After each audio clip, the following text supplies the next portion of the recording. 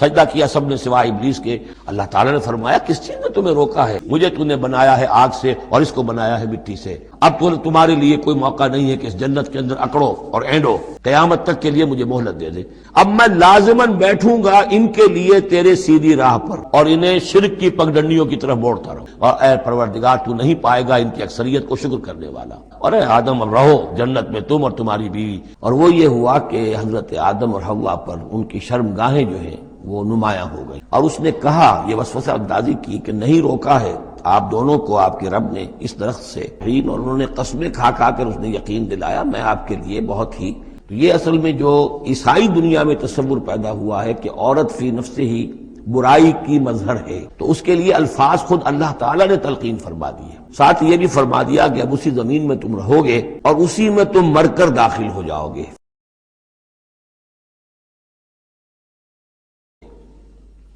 وَلَقَدْ خَلَقْنَاكُمْ ثُمَّ صَوَّرْنَاكُمْ ثُمَّ قُلْنَا لِلْمَلَائِكَةِ اسْجُدُوا لِآدَمَ فَسَجَدُوا إِلَّا إِبْلِيسَ۔ اب یہ مضمون ہم پڑھ چکے ہیں، سجدہ کیا سب نے سوائے ابلیس کے، لم یکن من الساجدین، نہ ہوا وہ سجدہ کرنے والوں میں۔ قال ما منعک الا تسجد اذ امرتک،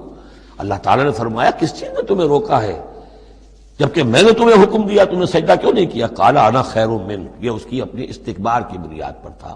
وہاں استکبرا، ابا واستکبرا، صرف یہاں اس کا قول نقل کر دیا، انا خیر منہ، میں اس سے بہتر ہوں، خلقتنی من نار وخلقتہ من طین، مجھے تو نے بنایا ہے آگ سے اور اس کو بنایا ہے مٹی سے۔ قال فاہبط منہا، اللہ نے فرمایا تو اتر جاؤ اس سے، فما یکون لک ان تتکبر فیہا، اب تو تمہارے لیے کوئی موقع نہیں ہے کہ اس جنت کے اندر اکڑو اور اینڈو، فخرج انک من الصاغرین، اب تم ذلیل اور خوار ہو کر یہاں سے نکل جاؤ۔ قال انظرنی الی یوم یبعثون، اس نے کہا ذرا مجھے مہلت دے پروردگار اس دن تک کے لیے جس دن کے ان کو دوبارہ تو زندہ کرے گا، قیامت تک کے لیے مجھے مہلت دے دے۔ قال انک من المنظرین، فرمایا ٹھیک ہے جاؤ تمہیں مہلت دی گئی۔ قال فبما اغویتنی، اب اس نے کہا کہ پروردگار جو تو نے مجھے گمراہ کیا اس آدم کے طفیل، اس کی وجہ سے میں رانڈہ درگاہ ہو گیا، لَأَقْعُدَنَّ لَهُمْ صِرَاطَكَ الْمُسْتَقِيمَ، اب میں لازماً بیٹھوں گا ان کے لیے تیرے سیدھی راہ پر،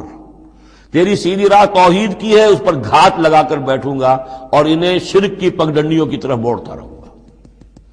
لَأَقْعُدَنَّ لَهُمْ صِرَاطَكَ الْمُسْتَقِيمَ، میں لازماً ڈیرے لگا کر اور مورچہ جما کر بیٹھوں گا تیرے سیدھے راستے پر، توحید کے راستے پر، انہیں شرک کی پگڈنڈیوں کی طرف موڑنے کے لیے۔ ثم لآتینہم من بین ایدیہم، میں ان پر حملہ کروں گا ان کے سامنے سے بھی، ومن خلفہم، ان کے پیچھے سے بھی، وعن ایمانہم، ان کے داہنی جانب سے بھی، وعن شمائلہم، اور ان کے بائیں جانب سے بھی، ولا تجد اکثرہم شاکرین، اور اے پروردگار تو نہیں پائے گا ان کی اکثریت کو شکر کرنے والا۔ قال اخرج منہا مذموما مدحورا، اللہ نے فرمایا نکل جاؤ یہاں سے برے حال میں، خسیس حال میں اور مردود ہو کر، دھتکارے جا کر۔ لمن تبعک منہم، جو کوئی بھی ان میں سے تیری پیروی کرے گا، لأملأن جہنم منکم اجمعین، تو میں تم سب سے جہنم کو پر کر کے رہوں گا۔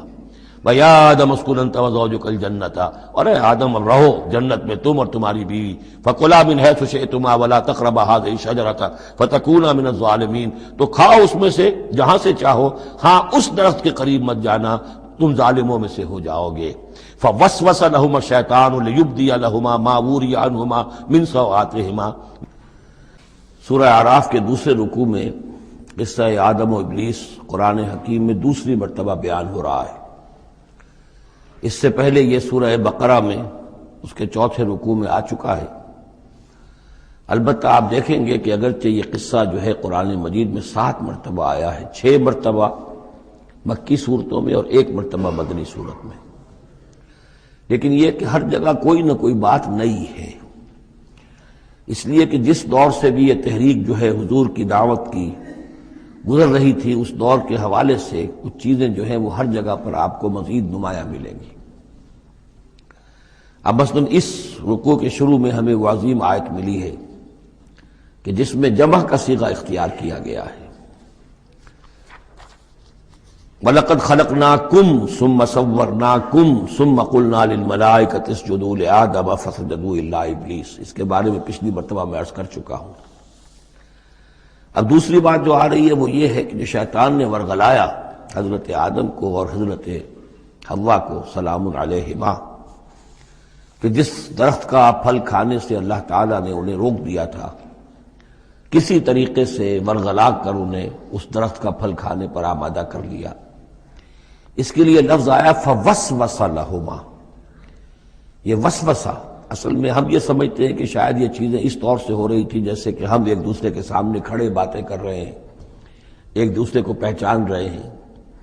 لیکن حضرت آدم اور حوا کے بھی دلوں میں وسوسہ اندازی کی ہے شیطان نے، جیسے کہ شیطان وسوسہ اندازی کرتا ہے ہمارے دلوں میں۔ یہ مکالمے اس طرح کے نہیں ہے کہ وہ ایک ہی محفل میں کھڑے ہوئے، عام طور پر سورہ بقرہ کے 4 رکوع میں بھی اور دوسرے مقامات پر بھی ہمارا تصور کچھ اور رہتا ہے، لیکن یہاں وہ پردے حائل ہیں۔ ابلیس جو ہے وہ یقیناً جو ہے جنات میں سے تھا، حضرت آدم علیہ السلام کے لیے اس وقت بھی وہ انویزیبل تھا، لہذا نفس جو آیا ہے فوسوس لہما الشیطان، وسوسہ ان کے دلوں میں ڈالا۔ لیبدی لہما ما بوری عنہما من سوآتہما۔ اب یہاں خاص طور پر ایک بات آ رہی ہے، اس کو ہم متشابہات ہی میں شمار کریں گے۔ یہاں ایک خاص اثر ظاہر کیا جا رہا ہے کہ جو شجر ممنوع تھا اس کا پھل کھانے کا ایک نتیجہ برآمد ہوا، اور وہ یہ ہوا کہ حضرت آدم اور حوا پر ان کی شرمگاہیں جو ہیں وہ نمایاں ہو گئیں۔ یا تو ایسا ہے کہ پہلے انہیں شعور نہیں تھا، اب شعور پیدا ہو گیا، یا یہ کہ انہیں کوئی خاص لباس جنت کا حلہ اللہ تعالیٰ نے عطا کیا ہوا تھا، وہ لباس اتر گیا اس درخت کا پھل کھانے کے نتیجے میں۔ یہ چیزیں ایسی ہیں کہ جس سے یقیناً بہت سے لوگوں کو کچھ قیاس آرائیوں کا موقع ملا ہے۔ بعض لوگوں کے نزدیک یہ نیکی اور بدی کی تمیز کا درخت ہے اصل میں، کہ جس کو کھاتے ہی نیکی اور بدی کی تمیز پیدا ہو جاتی ہے۔ بعض حضرات کا خیال یہ ہے کہ یہ اصل میں پہلا سیکشول ایکٹ ہے آدم اور حوا کے مابین، جس کو اس سے تعبیر کیا گیا ہے۔ یہ مختلف آراء ہیں، مختلف جو ہیں اس میں قیاسات ہیں، لیکن صحیح بات شکل یہی ہے کہ اس کے ضمن میں ابھی ہمیں اس کو متشابہات ہی کے دائرے میں رکھ کر اور اس کے بارے میں کوئی قطعی اور حقیقی اور یقینی رائے جو ہے قائم کرنے کی کوشش نہیں کرنی چاہیے، تاکہ کہیں اور معلومات جو ہیں ہماری سائنس کے ذریعے سے اکتشافات اور معلومات کا دائرہ اور وسیع ہو جائے تو اس سے ہم پہنچ جائیں اس کی کنہ تک کہ وہ درخت کون سا تھا۔ لیکن یہاں ظاہر کیا گیا ہے کہ شیطان نے جو وسوسہ اندازی کی ان کے دلوں میں وہ یہ تھی، فوسوس لهما الشیطان لیبدی لهما ما بوری عنہما من سوآتہما وقال ما نہاکما ربکما عن هذه الشجرہ، اور اس نے کہا، یہ وسوسہ اندازی کی کہ نہیں روکا ہے آپ دونوں کو آپ کے رب نے اس درخت سے، الا ان تکونا ملکین، مگر یہ کہ کہیں آپ نہ ہو جائیں فرشتے نہ بن جائیں، او تکونا من الخالدین، یا ہو جائیں آپ ہمیشہ ہمیش رہنے والے۔ اب اس میں سیدھی سی بات یہ ہے کہ فرشتوں کو تو جھکایا گیا حضرت آدم کے سامنے، تو فرشتہ بن جانا کون سی بہت بڑی بات تھی، لیکن یہ کہ انسان بسا اوقات اپنی اصل حقیقت کو، اصل مقام کو بھول جاتا ہے، نسیان ہو جاتا ہے، اور یہ بات گویا کہ شیطان کے وسوسہ اندازی سے ان کے ذہن میں پیدا ہوئی، یا یہ کہ آپ ہمیشہ ہمیش رہیں اور آپ پر موت طاری نہ ہو۔ وقاسمہما انی لکما لمن الناصحین، اور انہوں نے قسمیں کھا کر اس نے یقین دلایا میں آپ کے لیے بہت یعنی مخلص ہوں، اور جو رائے دے رہا ہوں وہ بہت صحیح ہے۔ فدلاہما بغرور، تو دھوکہ دے کر انہیں، جس کو ہم کہتے ہیں مائل کر ہی لیا، شیشے میں اتار ہی لیا۔ فلما ذاق الشجرۃ، تو جب ان دونوں نے چکھ لیا اس درخت کے پھل کو، بدت لہما سوآتہما، ظاہر ہو گئی ان پر ان کی شرمگاہیں، واتفقا یخصفان علیہما من ورق الجنہ، اور وہ اب لگے درخت کے جو جنت کے پتوں کو گانٹھ کر اپنے لیے لباس بنانے کے لیے، تفقا یخصفان، گانٹھنے لگے، جوڑنے لگے،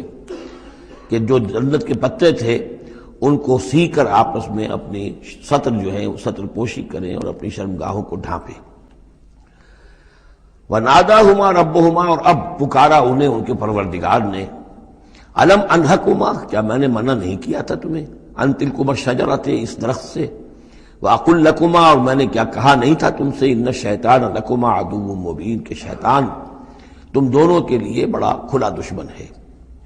قَالَا رَبَّنَا ظَلَمْنَا أَنفُسَنَا، تو ان دونوں نے کہا کہ اے رب ہمارے، ہم نے اپنے اوپر ظلم کیا، زیادتی کی، ہم اپنی غلطی کا اعتراف کرتے ہیں۔ وَإِن لَّمْ تَغْفِرْ لَنَا وَتَرْحَمْنَا لَنَكُونَنَّ مِنَ الْخَاسِرِينَ، اور اگر تو نے ہمیں معاف نہ فرما دیا اور ہم پر رحم نہ فرمایا تو ہم تو تباہ ہونے والوں میں ہو جائیں گے۔ یہاں ایک بات اور نوٹ کر لیجئے، ایک تو یہ کہ یہاں کہیں بھی ایسا اشارہ نہیں ہے کہ ابلیس نے یہ وسوسہ ابتداءً حضرت حوا کے دل میں کیا۔ عام طور پر ہمارے ہاں جو کہانیاں مشہور ہیں وہ یہ ہے کہ حوا جو ہے ذریعہ بنی ہے حضرت آدم کو بھی گمراہ کرنے کا۔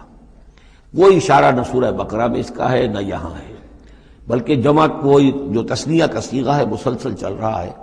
ان دونوں کے لیے معاملہ ہے، بیک وقت ہے۔ تو یہ اصل میں جو عیسائی دنیا میں تصور پیدا ہوا ہے کہ عورت فی نفس ہی برائی کی مظہر ہے، ایو سے ایول، ایو حوا اور ایول بری شے،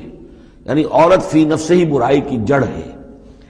چونکہ ان کے ہاں رحمانیت پیدا ہوئی، شادی نہ کرنا جو ہے وہ گویا کہ اعلیٰ روحانی زندگی کے لیے شرط قرار پایا، عورت سے قرب اور تعلق جو ہے وہ بڑی گھٹیا بات، دنیا داری کی زندگی، حیوانی زندگی قرار پائی۔ تو یہ تصورات قرآن میں کہیں نہیں ہے۔ یہ تو جیسے کہ آدم کا معاملہ تھا ویسے حوا کا معاملہ تھا، اور شیطان نے دونوں کو ورغلایا ہے اور دونوں نے اللہ سے معافی مانگی ہے۔ دوسرے یہ کہ یہاں نوٹ کر لیجئے کہ یہاں یہ بتا دیا گیا کہ وہ الفاظ کیا تھے۔ وہاں سورہ بقرہ میں ہم پڑھا ہے فَتَلَقَّىٰ آدَمُ مِن رَبِّهِ كَلِمَاتٍ فَتَابَ عَلَيْهِ، حضرت آدم کے دل میں جو ایک سخت پشیمانی کے جذبات پیدا ہوئے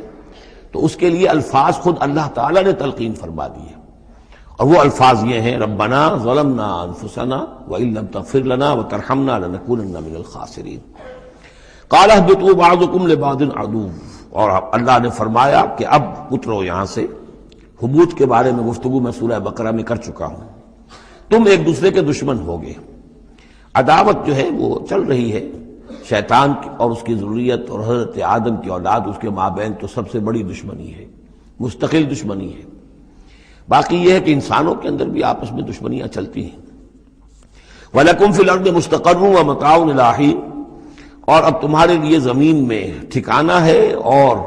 ساز و سامان ہے، ضرورت کی چیزیں ہیں، اِلیٰ حِین، ایک وقت معین تک کے لیے۔ یہ ابدی نہیں ہے، ہمیشہ کے لیے نہیں ہے، ایک خاص وقت تک کے لیے اب تمہیں وہاں رہنا بسنا ہے، اور وہاں رہنے بسنے کے لیے جو ضروری چیزیں ہیں وہاں فراہم کر دی گئی ہیں۔ قَالَ فِيهَا تَحْيَوْنَ وَفِيهَا تَمُوتُونَ وَمِنْهَا تُخْرَجُونَ، ساتھ یہ بھی فرما دیا کہ اب اسی زمین میں تم رہو گے اور اسی میں تم مر کر داخل ہو جاؤ گے، فِيهَا تَمُوتُونَ، اسی میں مرو گے،